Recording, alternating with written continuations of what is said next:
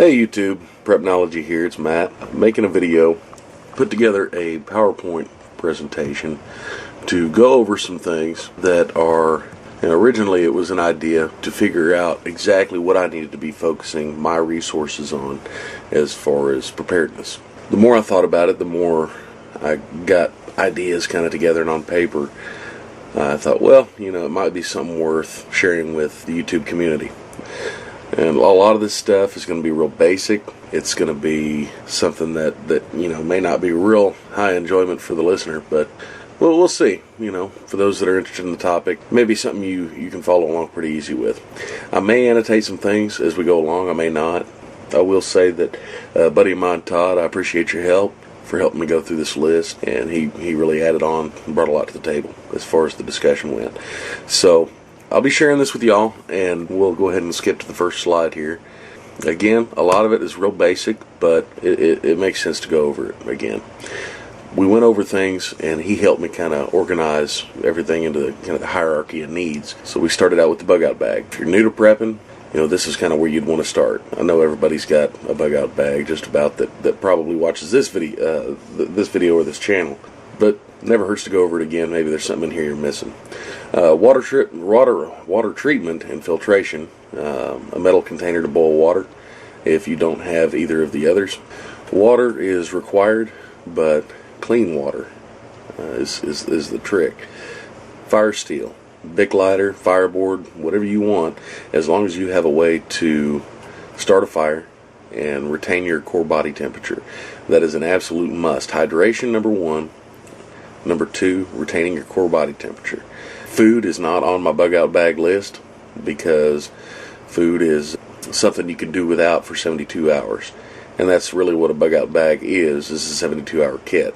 If you want to throw snacks or whatever, MREs, whatever weight you want to add to your bug out bag, go ahead. This is my list, and feel free to do whatever you like with yours. This is just what I've got here. I would say try to keep it light, try to keep it high carb, high sugar. Keep your blood sugar up.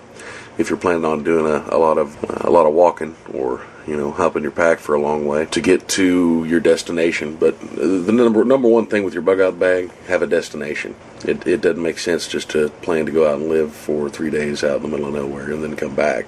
Be it a natural disaster or whatever, it may be longer than that. And depending on where you live and what disasters are a possibility in your area, you can tailor your kit to that. But these are just the basics, folks. A poncho or a rain suit, again, you got to stay dry. If you're wearing cotton clothing, they say cotton kills, and that's true. It gets wet, and then it will suck the heat right out of your body. So you want to stay dry, especially if you're wearing cotton. To do that, carry a poncho, carry a rain suit.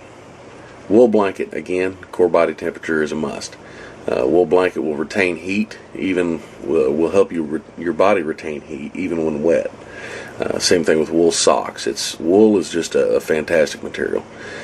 Footwear, maybe you're wearing flip-flops when it hits the fan and you got to bug out and you've got a long way to go on foot. It would be nice to have some quality footwear, socks, moleskin, Gold Bond, whatever foot-related items that you could have in your kit. Next slide. Communications. If you've got multiple people in your group that intend on bugging out at the same location, you've got 4 or 5 members in your family, kids, wife, or your husband, or your parents plan on meeting you, have the location picked, have communications so that you can communicate with the other people. Maybe they're having a problem getting out of a certain area, or maybe they need some assistance. You can get with them. So having a map with alternative routes and locations picked out, so if you can't get to your primary location, maybe you can get to a secondary, a friend's house, or a family member's farm, or wherever you choose. But have alternate routes to alternate locations. If you've got multiple people in your group, have those locations marked on the map so that and clearly labeled so that everybody can get to the same location safely. Navigation, being able to read those maps and use a compass is going to be important. If you've got GPS, that's great, but if the satellites go out or the GPS battery's dead, then what does that leave you with? Gloves, again, helping keep your body warm. You could have insulated gloves depending on what type of climate you're in. Maybe you don't want insulated gloves. You want just a good pair of work gloves. If you've got to, hack down little trees and make a shelter, you're going to wear blisters on your hands, and those can get infected, and then that's a whole other issue. Something I don't have on my bug out bag list that I think ought to be on there is a first aid kit. Just a basic sporting goods store first aid kit, just to have on hand and be able to take care of nicks and cuts and scrapes and things you might get getting a little bit more associated with nature than you normally are. A change of clothes. If you do get those cotton clothes wet, you would be serving yourself well to be able to get out of them and get some dry clothes on, and again, keep that core body temperature up. Even in areas that don't get a lot of snow, don't get real cold in the night when it gets cool, if you don't have any shelter, you don't have any way to keep warm, and you're wet, the wind's blowing, you can lose a lot of heat that way. Get you a good quality knife and some cordage, whether it be 550 cord, bank line, maybe fishing line wouldn't be a bad idea. Skills related to the bug out bag, I would say fire making, being able to build a fire using whatever methods you have, and again, backups to backups, alternatives to alternatives. Have more than one way to make a fire, have more than one way to stay dry. These things are important, so make sure that you can build a fire. Make sure that you can build a shelter. And then again, make sure you know how to read a map. There's plenty of videos. There's some military manuals on it. Tell you everything in pretty good detail. So that's the bug out bag category. That was starting out. It's kind of the first one. It's kind of where everybody starts. So then the next category we're going to go over, the next slide here, is hydration. On the homestead, you'll need some sort of system for filtration and treatment. It's depending on how many people are going to be at your retreat or at your bug out location, whatever you want to call it. Each one of those people needs clean water to drink, and to be able to stay healthy, to be able to function, and to be able to participate in the betterment of your local community, whether it be your neighborhood or your bug out location, retreat, whatever you want to call it. Having a way to treat or filter water on the move is going to be important as well, because maybe you've got to travel to another town to go try to check on a relative, or if you've got to leave your location, again, could be using the bug out bag, should have something in it already, but a backpacking filter system, they're not the cheapest thing in the world to go out and buy, but I think you'd be well served to have it. Pre-filters to increase longevity of existing systems. That was one that Todd came up with that was really good, I thought. He's been stocking up on coffee filters to increase the usable life of the systems that he has in place. That's an awesome idea. It really takes a lot of pressure off of the more expensive filters. Pumps, pipe, leathers, PVC pipe, polyvinyl chloride. Everybody knows it's the white plastic pipe. Steel pipe, pumps, leather kits for those pumps. I don't really know how long a leather kit lasts in one, especially if it's being used all the time. Those leathers inside act, it's kind of like a gasket, but it acts as a check valve, allows the pump to pump water. You might want to throw a couple of those on the shelf for each pump you've got, just to be sure that you can keep those pumps operational. Again, water is critical. Mobile and homestead, both. Whether you're going to be on the go or you're going to be at your retreat or whatever you want to call it, have a way to transport the water and contain it. If your wells run dry and you've got to pull a wagon or a trailer or a cart or drive down there, whatever you can do to the nearest pond, lake, stream, spring, whatever water source you've got access to, have a way to go there and get water and bring it back. And once it's back, have a place to store it, whether it be a cistern or the big poly totes, 55-gallon drums. Again, try to go food grade with all this stuff. You don't want any kind of industrial chemicals leaching into the water that you're going to be planning on drinking. And if you do go food grade, try not to get something that's been used to store pickles, or You don't want any weird flavors in your water when you go to drink it. It's not going to make it real appealing, unless you really like pickles, I guess. But yeah, have a place to put it, have a place to store it up, even if it's smaller containers. I would advise against milk jugs because 10 or 12 years ago they had legislation out where they had to make all the milk jugs biodegradable, and they're not real good containers to start with. They crack and leak, and pretty much it's useless to get something like that. But they make thicker polyethylene containers that you can store up water. And if you're going to be getting through a time period in the summertime where it could be, July, August, part of September, where it gets really dry. I know the South is in a pretty severe drought right now, and excuse me, in Oklahoma, going out east and west both, and then down all the way to the Gulf of Mexico, they've had severe droughts. And if you've got a place to store water, be it a cistern or some of these polytotes or whatever, then maybe you can store up some water during the rainy spring months that can get you through some of the more severe dry periods. Next slide, nutrition. So we've covered the bug out bag and hydration or water. Everybody needs food. It's one of the critical three, I think.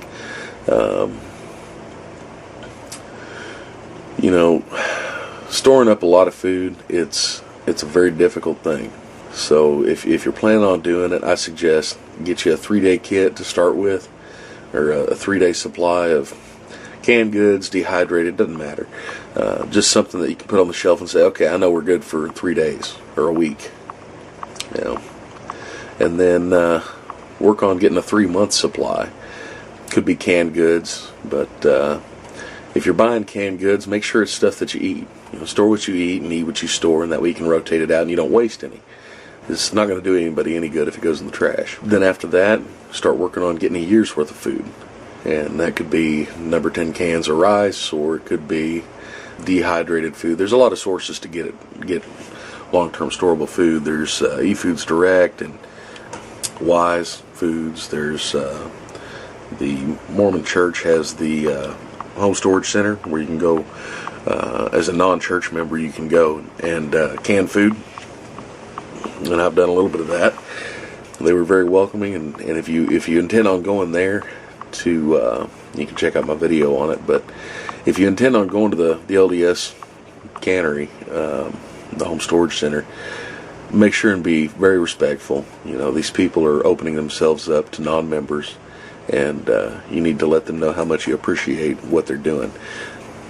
I'm not saying go out and convert to Mormonism, and you don't have to. That's the thing.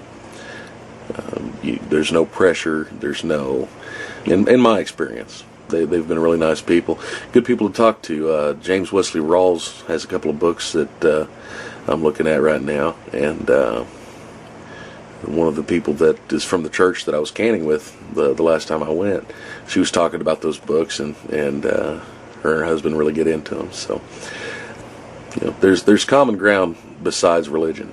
So I'm starting to ramble a little bit. Think about non-powered processing equipment for your kitchen. How are you going to process that food if the power's out? Think about a hand crank food processor. Think about hand crank wheat grinder, meat grinder. You can make sausages. You can make a lot of the cuts of meat with the pig especially, but also with beef or venison. A lot of those cuts of meat, you get out of it, and then you've got a bunch of extra that wouldn't particularly be good by itself, but you get it all ground up and mixed up together, it makes it a little bit better.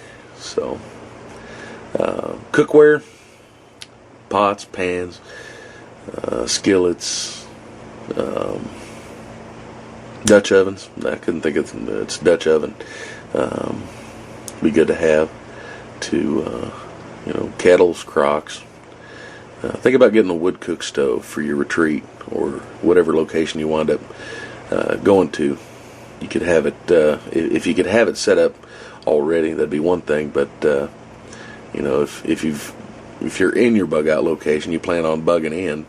If you could have a wood cook stove out in the shop, or in the garage, or put up somewhere that you could get out and replace your current grid stove with, that might be a good idea.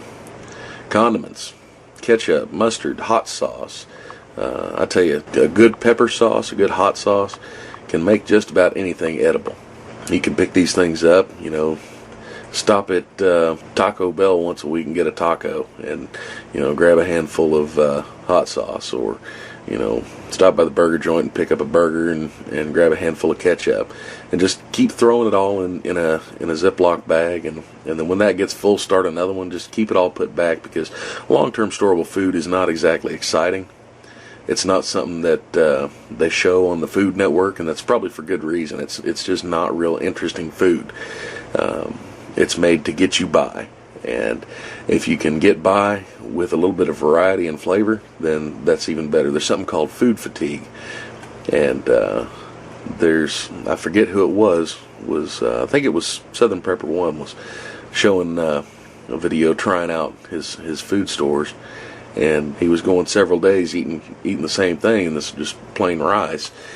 He didn't want to eat it at one point, and at one point he was to the point where he was not wanting to eat. So you don't want to get to that point where you're not getting the needed calories per day to be able to function because of the way the food tastes. That's something you're going to either have to get over, or again come up with some way to make it interesting to the taste buds. In my area, we've got wild garlic growing all over the place. That's fantastic. I love the wild garlic. It's got a little bit different flavor than the store-bought. Vitamins, nutritional supplements, things that, again, long-term storable food's not exciting. So think about getting some of the nutrients that your body needs from a supplement store, things that you can put on the shelf. And they all have expiration dates, but I'm pretty skeptical about expiration dates to begin with. Included, I would say, would be salt, different types of potassium, etc. That electrolytes you sweat out when you're sweating. You got to have a way to get those back in your body, and you can store up salt to do that. And preservation of food, you want to be able to preserve food in the summertime for the winter, and you can do that by canning. You're going to need jars. You're going to need extra lids because they're kind of a single-use thing. A pressure cooker. Think about getting a solar dehydrator or making one. There's a lot of videos with instructions on how to make a solar dehydrator out of cardboard boxes and this and that. Pretty cheaply, I think there was one for like $7.50 you can make that would get up to like 230, 240 degrees. And then again, salt. Think about salt. Think about putting some of that back, because you can salt down a ham. You can make a brine solution, or brining. You can look up brining on YouTube and get all kinds of videos on how to brine chicken. It's just a saltwater solution. So check those things out.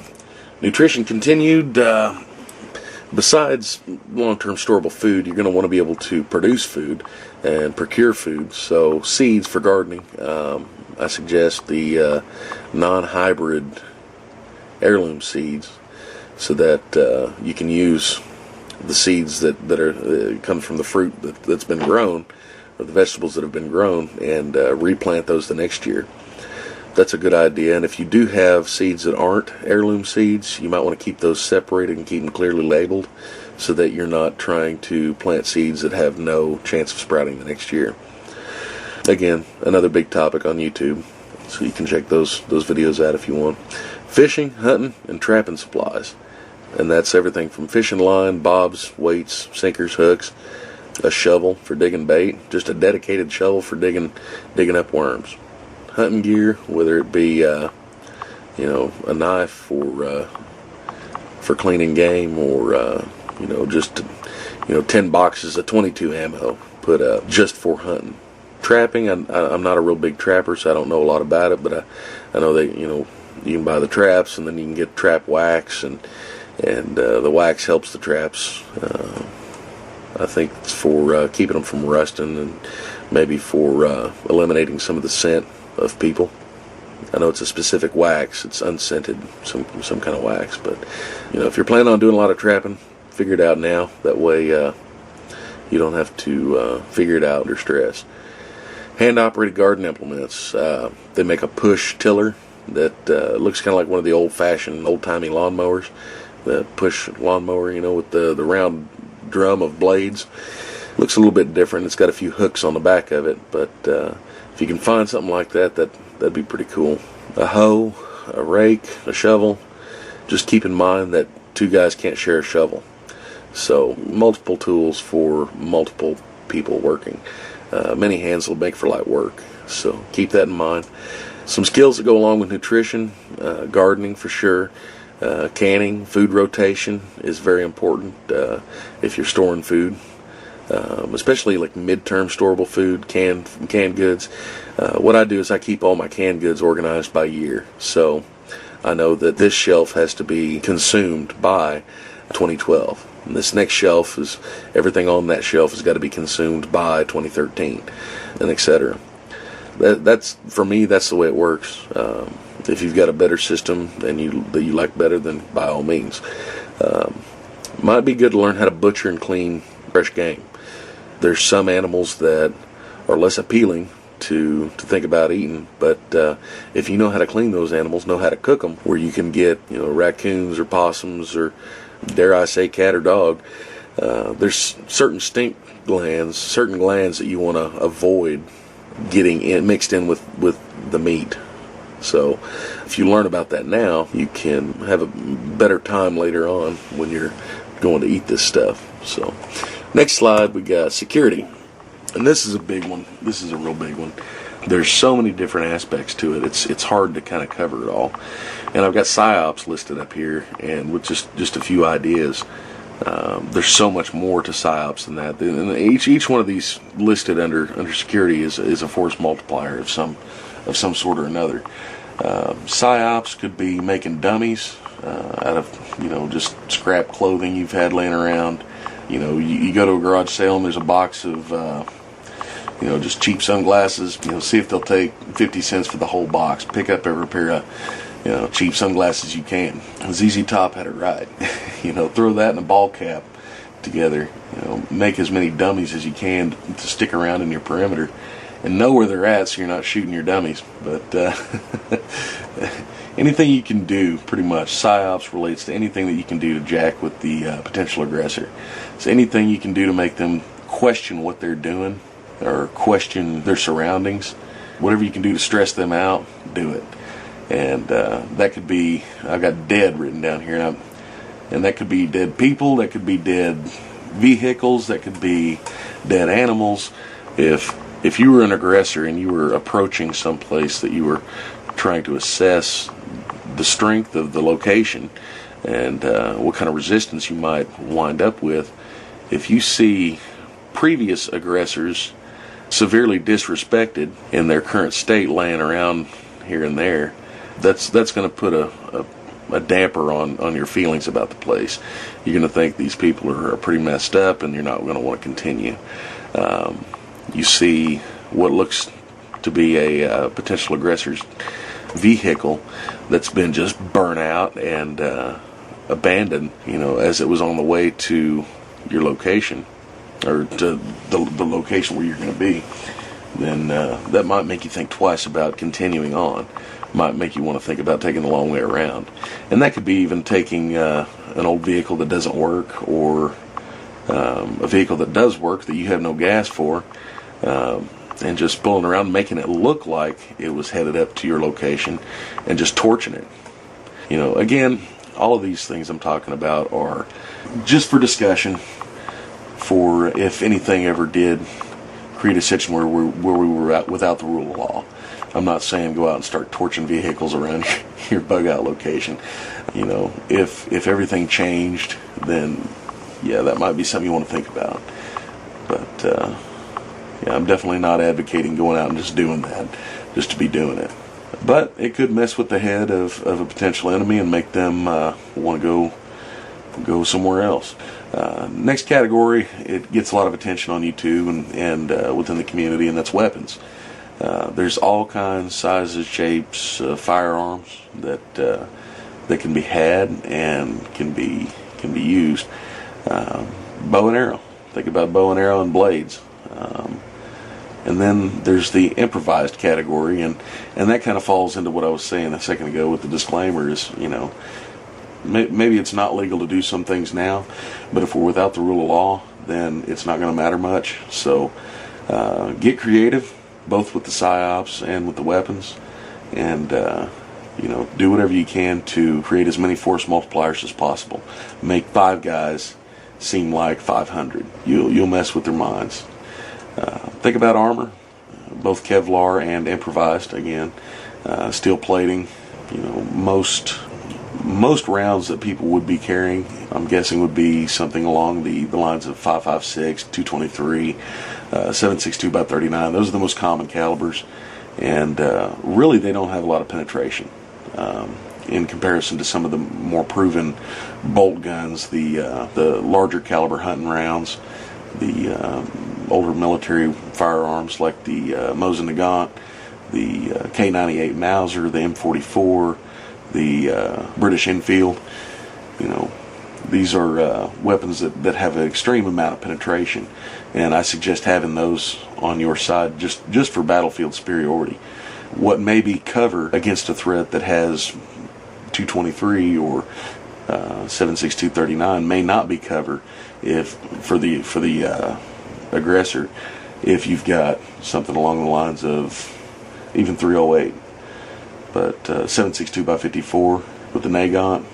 Nothing Fancy did a video called the $100 30-06. That cracks me up, but it's true. It's a cheap rifle to get, and if the ammo's cheap, there's no reason not to have one in your quote-unquote stockpile. Then think about again, armor, then restraints and quarantine. So you get people that come up to your location and you've assessed them. They're not a threat. They're maybe your neighbors from down the road that are looking to talk, or they're looking to join your community. And if they're looking to join your community, maybe you want to put them in quarantine. You want to observe them for both disease and for behavior before you allow them in your community. Restraints, maybe zip ties, or the zip cuffs are kind of expensive if you look them up online. But think about a way to be able to restrain people if need be. And again, this is all for a situation without the rule of law. Security continued. Perimeters. Set up multiple perimeters. Have lookout posts, observation posts. Set up traps. If at all possible, be able to funnel the potential aggressor into the kill zone. And again, with psyops, you could set up false cover for an aggressor. So talking about setting up like a log or a sandbag barrier where they think they can hide behind, but it's in plain view from one of your defensive positions. Maybe something to think about. And even for defensive positions, you can have them forward, rear, high, flank, but have them overlapping for sure, so that if one of those defensive positions gets overtaken, then it can be reached by another defensive position where you've got a guy. That's what I meant by flank. Was talking about what the aggressor may believe is cover. Have a defensive position at the flank of that position. So maybe I'll make a little Microsoft Paint drawing or something and show you. Sandbags, whatever kind of cover you can get, kind of harkens back to armor. Whatever you can do to put more material between you and a potential aggressor. OPSEC is huge. You don't want to be advertising your operation to everybody in the tri-state or quad-state or whatever area. You want to be able to operate discreetly, and that includes cooking. Hungry people will do crazy things for food. Maybe that's the only food that you've got for your family, and you don't want to advertise what you've got. So make sure and keep operational security a priority. Skills involved with security, rifle marksmanship for sure is way up there on the list. Another one would be physical fitness, having trained under stress. Those are kind of the three things that I think fit pretty well with security. Rifle marksmanship, for sure, if you're going to have some type of battlefield superiority put back, like the Mosin Nagant, the K98, M44, some of these weapons that will really reach out and touch someone from a long distance. So I highly suggest having that in your kit, having people that are designated marksmen, just for that reason. So next slide, we're out of security finally. Medical. Trauma kits, first aid kits, minor surgery kit is something you might want. Maybe you're not a doctor, but maybe one will come across your group and maybe will be absorbed in your group, and maybe you'll run across somebody who's got some kind of training in that area. If not, maybe you have to provide surgery for somebody yourself. And I can't imagine a system where you can't just go to the doctor. But if that ever does happen, then at least I would hope that there would be adequate equipment. I don't want some guy cutting into me with his pocket knife, that he's been picking his fingernails with beforehand. So think about getting some of that stuff. Stretchers, crutches for wounded, evacuating wounded, and for helping people get around. Medicine is probably going to be one of the harder things to obtain. A lot of people have died in third world countries from dehydration and diarrhea. And having eaten some of the long-term storable food that I've got put back, I can tell you that your system is going to react pretty wacky at first. So have anti-diarrhea medicine. It's cheap. You can get it just about anywhere. Also what do they call that? When you're plugged up, anti-constipation pills too would be something good to have. Acetaminophen. A lot of people have died from scarlet fever that wouldn't have had to die if they would have had some sort of Tylenol to take. Cold, flu, cough medicine would be really good to have on hand. And no-dos for those long nights out on patrol. Skills related to medical, first aid, CPR, first responder training, get his, even EMT training is the next level up. If you can get that, then that's awesome. And then another skill would be able to identify and use local medicinal plants. So keep that in mind as well. Maybe it's a book you could pick up on the plants in your area. Next slide, hygiene. There's soap, shampoo, deodorant. Think about things like lice shampoo. I don't know, how bad the lice situation would be in a SHTF, WROL situation, but it could get kind of crazy, I reckon. If you don't want to wind up cutting everybody's hair off, then I consider some lice shampoo. Deodorant, I think, would be a must. Toothbrushes, floss, toothpaste, some things that I've recently started putting back is a few toothbrushes and a little bit of toothpaste here and there and some floss. So, razors, stones, and leather. I'm talking about straight razors, of course. You can, get a lot of disposable safety razors if you want, but a straight razor with a good stone, being able to get that thing really sharp, really good. It lasts a long time too. Hair trimmers, be it a pair of scissors or a manual pair of hair trimmers, nail clippers, things like that, just to keep yourself clean, trimmed up. Feminine supplies, disposable and reusable. I will politely direct you to the Patriot Nurse for more information on feminine supplies for when the SHTF. Toilet paper, you can store a lot of toilet paper. It takes up a lot of space, but then there's phone books. And I guarantee you there's a lot more phone books available than there is toilet paper at any point in time. Clothing. Cargo camo, whether it be shorts or pants or BDUs or whatever.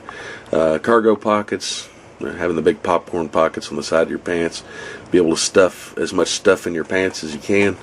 Maybe there's not enough LBE gear or LBV material to go around for everybody. It might be good to have those popcorn pockets. You can throw extra magazines in them, throw lunch in one, throw tools or parts or whatever in the other. Go out to do whatever you're going to do. T-shirts, plenty of them in neutral colors. You don't want anything hot pink, guys. All right, I know pink is a pretty popular color for the guys now, and I don't exactly understand that, but no pink in WROL. Not if you're coming around my retreat, anyways. Wool blankets, I think, kind of falls under clothing too. I put that in the bug out bag category, but again, wool blankets, cold nights, you're trying to stay warm. That's the way to go. Socks, boots, gloves, hats, scarves. These things that I can't tell you that you'll be able to ever have enough of them. Undies, the same way. Pick out whatever your preferred. I don't really feel too comfortable talking about your underwear with you, but pick out whatever you like, whatever works for you, and get plenty of it, because that's one thing you don't ever want to run out of. And a sewing kit and thread to be able to fix your undies when they're all tore up. So, next category, fire. This is one that I don't think gets touched on enough. There's a million videos out there on how to start a fire, but fighting fire, I think, is going to be just as important as being able to start one. Fire extinguishers, 2 per floor per building near exits if possible. They're not super expensive, guys. If you can go out and buy the most fancy AR with all the cool accoutrements, then I think you can afford a few fire extinguishers. So try to get out there, try to get the best fire extinguishers for the money. It's something you don't want to tempt fate, is what I'm saying. The reason why you want them near the exits is because that's where you're going to be entering the building. So you spot smoke coming out of your barn, the first place you're going to get to when you walk through that door is going to be the fire extinguisher. And that's if you got them near the exits. You know where they are. Everybody in the group knows where they are. Everybody in the group knows how to use them. So, sacrifice 1 or 2 just to show everybody how they work. The best way to use them, you point at the base of the fire, and you sweep back and forth until it's out. Having 2 per floor per building allows you to have a backup. So if you can't get it out with 1, maybe you can get it out with 2. In the situation that we're talking about, there's not going to be 911. There's not going to be fire departments to come help you. You're going to be kind of on your own. For that reason, this is a very serious category, in my opinion. Make sure everybody in your group is trained, they know where everything is, have a well-communicated evacuation plan. That's critical to know, to meet in a certain spot, to know that everybody's out, so that you're not sending in people to look for people that are out and somewhere else. Having alternate supplies, alternate locations, that way if say the barn burns down, you don't have all your animal feed or all your livestock feed in that one place. Or likewise, you don't have all your food located in one place. Alternate supplies and alternate locations. Security personnel on fire watch, they need to be doing this 24 hours a day. Just as there's security, there needs to be fire watch. The quicker you catch it, the quicker you're going to be able to get it put out. The longer it goes, the more chances there are of it getting out of control. Please think about that category. That's a very critical one, in my opinion, because you can lose a lot of supplies, you can lose a lot of people if that's not handled correctly. Next one, communications. 2-meter ham with a repeater directory can get you a long distance through the airwaves. A 40-channel CB radio, VHF marine band, especially if you're on land. And I know you're not supposed to use marine band radio on land, but if we're in a critical situation and there's no rule of law, there's no one to come after you anyhow, so might as well. There'll be a lot less traffic on it, and the thing will broadcast further. So it's a step up from CB, but it's still a step down from 2-meter. And the handheld 2-way radios to FMRS or FRS, whatever it's called, Family Radio Frequency System something. Anyhow, they make the 2-way walkie-talkies that would be really good if you've got guys out on patrol, you've got people at a listening post, observation post. Being able to communicate instantaneously throughout your group would be phenomenal. So think about those things. Power, to be able to supply your radios with batteries.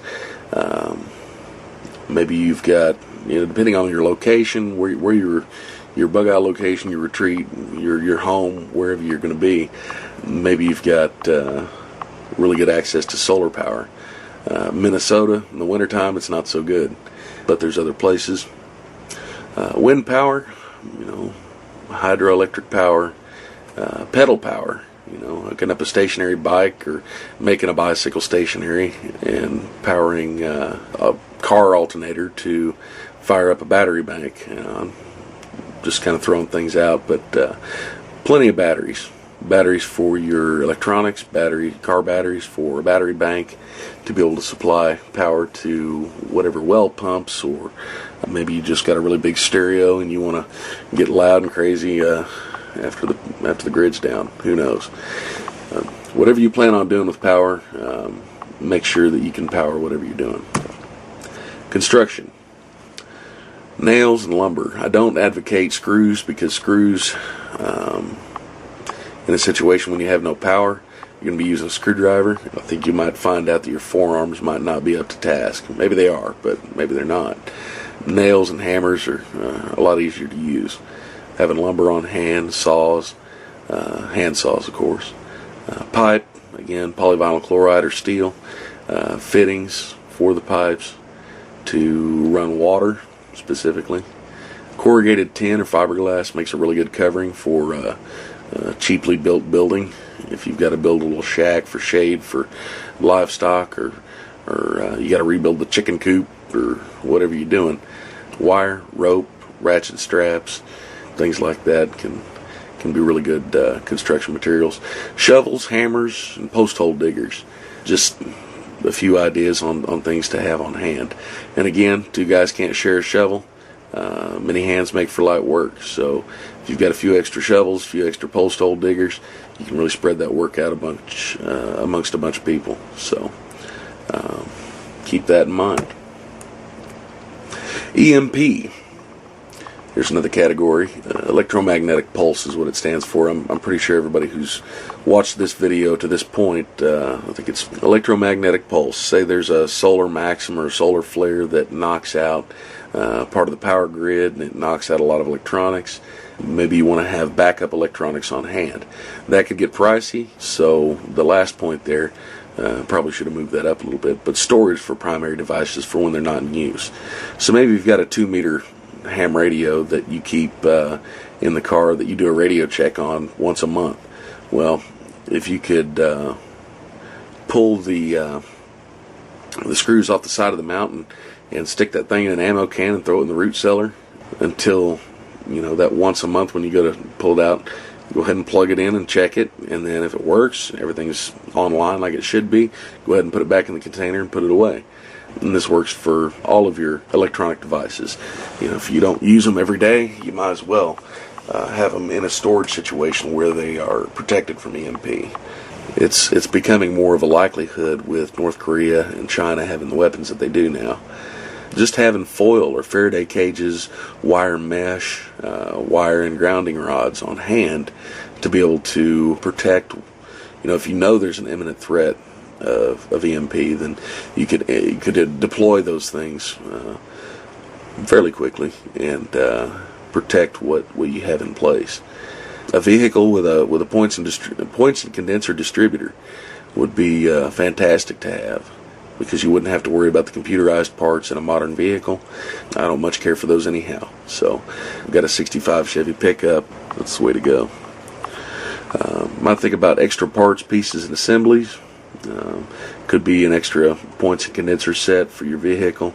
Could be extra tubes for tube radio if you've got one that you've got on hand that you don't have to worry about EMP for.